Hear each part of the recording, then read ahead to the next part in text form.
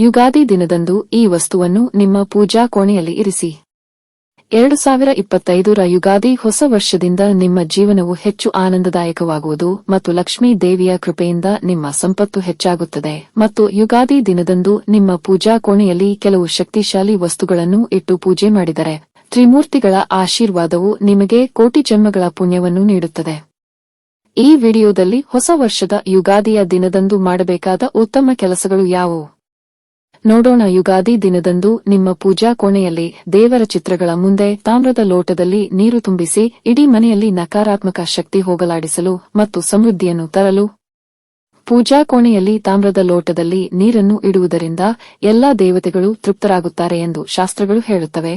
ಹೀಗೆ ಮಾಡುವುದರಿಂದ ದೇವತೆಗಳು ಸಂತೋಷಪಡುತ್ತಾರೆ ಮತ್ತು ನಮ್ಮ ಎಲ್ಲಾ ಇಷ್ಟಾರ್ಥಗಳನ್ನು ಪೂರೈಸುತ್ತಾರೆ. ಆದುದರಿಂದ ಯುಗಾದಿಯ ದಿನ ಪೂಜೆಯ ನಂತರ ನಿಮ್ಮ ಮನೆಯಲ್ಲಿ ಎಲ್ಲರೂ ಆ ತಾಮ್ರದ ಲೋಟದಲ್ಲಿರುವ ನೀರನ್ನು ತೀರ್ಥದಂತೆ ತೆಗೆದುಕೊಳ್ಳಬೇಕು. ಆದ್ದರಿಂದ ಈ ವರ್ಷವು ನಿಮಗೆ ದೇವರ ದಯೆಯಿಂದ ತುಂಬಾ ಒಳ್ಳೆಯದು. ಹಣವನ್ನು ಆಕರ್ಷಿಸುವಲ್ಲಿ ವೀಳ್ಯದೆಲೆ ಎಲೆಗಳು ಚೆನ್ನಾಗಿ ಕೆಲಸ ಮಾಡುತ್ತದೆ. ಹನುಮಂತನ ಪ್ರಿಯ ವೀಳ್ಯದೆಲೆಯನ್ನು ತೆಗೆದುಕೊಳ್ಳಿ, ಅವುಗಳ ಮೇಲೆ ಅರಿಶಿಣವನ್ನು ಹಚ್ಚಿ ಶ್ರೀಗಂಧದಿಂದ ಶ್ರೀರಾಮ ಎಂದು ಬರೆದು ಪೂಜೆಯ ಕೋಣೆಯಲ್ಲಿ ಇರಿಸಿ ಪೂಜೆ ಮಾಡಿ. ಹೀಗೆ ಮಾಡಿದರೆ ರಾಮನ ಆಶೀರ್ವಾದದ ಜೊತೆ ಹನುಮನ ಕೃಪೆಯೂ ದೊರೆಯುತ್ತದೆ. ಯುಗಾದಿ ದಿನದಂದು ನಿಮ್ಮ ಪೂಜಾ ಕೋಣೆಯ ಅರಿಶಿಣದಿಂದ ಅಕ್ಷತೆಗಳನ್ನು ಹಾಕಿ ಪೂಜೆ ಮಾಡಿ. ಕೋಣೆಯಲ್ಲಿ ಇರಿಸಲಾಗಿರುವ ಅಕ್ಷತೆಗಳು ದೈವಿಕ ಶಕ್ತಿಯನ್ನು ಹೊಂದಿವೆ. ಆದ್ದರಿಂದ ಯುಗಾದಿ ದಿನದಂದು ಪೂಜೆ ಮುಗಿಸಿದ ನಂತರ ನಿಮ್ಮ ತಲೆಯ ಮೇಲೆ ಅಕ್ಷತೆಗಳನ್ನು ಧರಿಸಿದರೆ ದೇವತೆಗಳು ಆಶೀರ್ವಾದ ಪಡೆಯಬಹುದು. ಇದು ಹೊಸ ವರ್ಷ. ನಿಮ್ಮ ಮನೆಯಲ್ಲಿ ಸಂತೋಷ ತುಂಬಿರುತ್ತದೆ. ನಿಮ್ಮ ಮನೆಯಲ್ಲಿ ಆಮೆಯ ಪ್ರತಿಮೆ ಇದ್ದರೆ ಅದನ್ನು ನಿಮ್ಮ ಪೂಜಾ ಕೋಣೆಗೆ ಉತ್ತರ ದಿಕ್ಕಿನಲ್ಲಿ ಇಡಿ. ಪೂಜಾ ಕೋಣೆಯಲ್ಲಿ ಆಮೆ ಇದ್ದರೆ ಅದು ನಿಮ್ಮ ಮನೆಯಲ್ಲಿ ಲಕ್ಷ್ಮೀವಾಸ ಇರುತ್ತದೆ ಎಂದು ವಾಸ್ತುಶಾಸ್ತ್ರ ತಜ್ಞರು ಬಲವಾಗಿ ನಂಬಿದ್ದಾರೆ. ಎಲ್ಲಾ ದೇವತೆಗಳಿಗೂ ಕುಂಕುಮ ಬಹಳ ಇಷ್ಟ, ಅಲ್ಲದೆ ಕುಂಕುಮಕ್ಕೆ ದೇವರ ಶಕ್ತಿ ಇದೆ. ಹಾಗಾಗಿ ಯುಗಾದಿ ದಿನದಂದು ಪೂಜೆ ಮಾಡುವಾಗ ಮನೆಯವರೆಲ್ಲರೂ ಕುಂಕುಮವನ್ನು ಹಾಕಬೇಕು. ಯುಗಾದಿ ದಿನದಂದು ಕುಂಕುಮ ಹಚ್ಚುವವರಿಗೆ ದೇವರ ಆಶೀರ್ವಾದ ಸಿಗಬೇಕು. ಸುಮಂಗಲಿಯರು ಕುಂಕುಮ ಹಚ್ಚಿ ಪೂಜೆ ಮಾಡಿದರೆ ಅದೃಷ್ಟ ಒಲಿಯುತ್ತದೆ. ನಮ್ಮ ಹಿಂದೂ ಸಂಸ್ಕೃತಿಯಲ್ಲಿ ಅರಳಿ ಮರವನ್ನು ಪವಿತ್ರವೆಂದು ಪರಿಗಣಿಸಲಾಗುತ್ತದೆ ಮತ್ತು ಪೂಜಿಸಲಾಗುತ್ತದೆ, ಏಕೆಂದರೆ ಅರಳಿ ಮರದಲ್ಲಿ ವಿಷ್ಣುವು ನೆಲೆಸಿದ್ದಾನೆ ಎಂದು ಹಿಂದೂಗಳು ನಂಬುತ್ತಾರೆ. ಆದ್ದರಿಂದ ಆರ್ಥಿಕ ಸಮಸ್ಯೆಯಿಂದ ಬಳಲುತ್ತಿರುವವರು ಯುಗಾದಿ ದಿನದಂದು ಅರಳಿ ಮರದ ಎಲೆಯನ್ನು ತೆಗೆದುಕೊಂಡು ಅದನ್ನು ಪೂಜಾ ಕೋಣೆಯಲ್ಲಿ ದೇವರ ಮುಂದೆ ಇಡಬೇಕು. ಪೂಜೆ ಮುಗಿದ ನಂತರ ಆ ಅರಳಿ ಎಲೆಯನ್ನು ನಿಮ್ಮ ಪರ್ಸ್ನಲ್ಲಿ ಇರಿಸಿ, ಇಲ್ಲ ಬಿರುವಿನಲ್ಲಿ ಇಡಿ.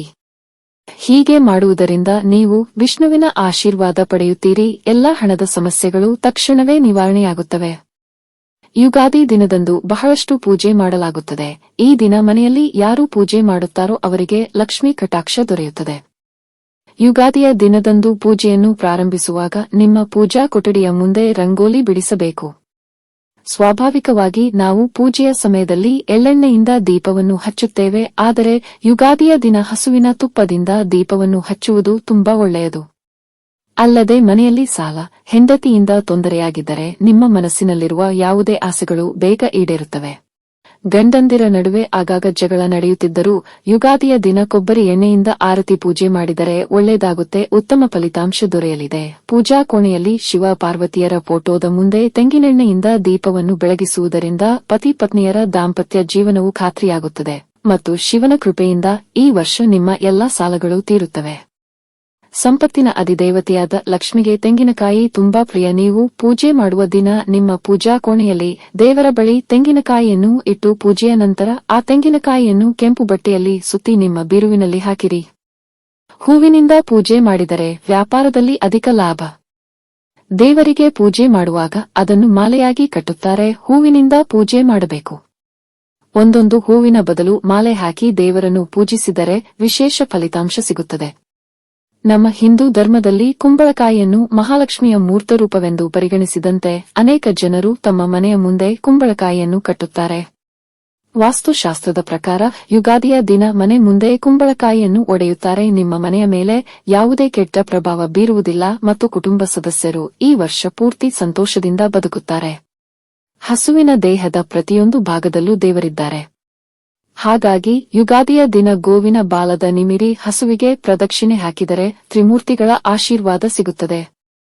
ದಿನದಂದು ನಿಮ್ಮ ಮನೆಯ ಮುಖ್ಯ ಬಾಗಿಲಿನ ಮೇಲೆ ಹಳದಿ ಕುಂಕುಮದಿಂದ ಸ್ವಸ್ತಿಕ ಚಿಹ್ನೆಯನ್ನು ಮಾಡಿ. ಪುರಾಣದ ನಂಬಿಕೆಗಳ ಪ್ರಕಾರ ಮನೆಯ ಮುಖ್ಯ ದ್ವಾರದಲ್ಲಿ ಸ್ವಸ್ತಿಕವನ್ನು ಇಡುವುದರಿಂದ ನಿಮ್ಮ ಮನೆಗೆ ಲಕ್ಷ್ಮೀ ದೇವಿಯನ್ನು ಆಹ್ವಾನಿಸುತ್ತದೆ. ಈ ವಿಡಿಯೋ ನಿಮಗೆ ಇಷ್ಟವಾದಲ್ಲಿ ಲೈಕ್ ಮಾಡಿ ಮತ್ತು ನಿಮ್ಮ ಸ್ನೇಹಿತರ ಜೊತೆ ಶೇರ್ ಮಾಡಿ. ಹಾಗೆಯೇ ನಮ್ಮ ಹೊಸ ವಿಡಿಯೋಗಳನ್ನು ನೀವು ತಕ್ಷಣ ಪಡೆಯಬೇಕೆಂದಿದ್ದರೆ ಚಂದಾದಾರರಾಗಿ ನಮ್ಮ ಚಾನೆಲ್ ಪಕ್ಕದಲ್ಲಿರುವ ಬೆಲ್ ಐಕಾನ್ ಒತ್ತಿರಿ. ಧನ್ಯವಾದಗಳು.